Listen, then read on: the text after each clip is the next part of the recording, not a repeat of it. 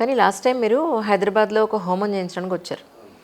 ఆ హోమం పేరేమిటో నాకు ఇప్పుడు గుర్తులేదు, కానీ ఆ రోజు మీరు నాకు పంపించిన ఫోటోలో మాత్రం ఆంజనేయ స్వామి రూపం ఉంది చాలా క్లియర్గా.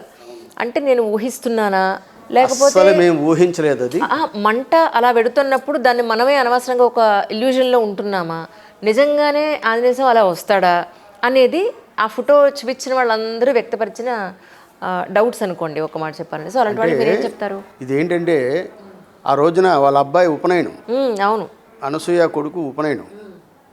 అంటే గురుగారు ఇలా మనం కొత్త ఇల్లు అది, అమ్మాయిది కొత్త ఇల్లు అది, గృహప్రవేశం మీరు కూడా వచ్చారు కదా. అవును, కొత్త ఇల్లు అది. గురుగారు ఏదైనా హోమం చేద్దామంటే సరే ఆ రోజు భగలాముఖి హోమం చేశాం.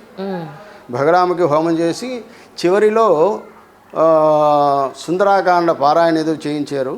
ఏంటి ఆ ఆంజనేయ స్వామిది ఏదైనా చేస్తానంటే మన్య సూక్తం హవనం చేసాం.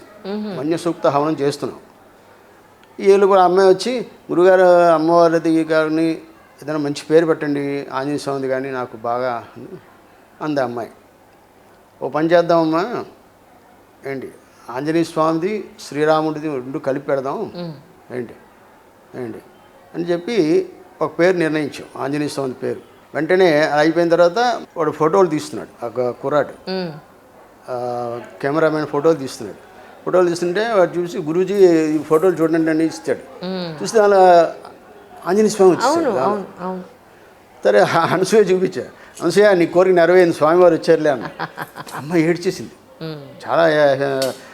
అమ్మాయి కళ్ళం నీళ్ళు వచ్చేసి అక్కడ ఉన్న వాళ్ళందరూ కూడా. ఇటువంటి అనుభవాలు చాలా ఉన్నాయి.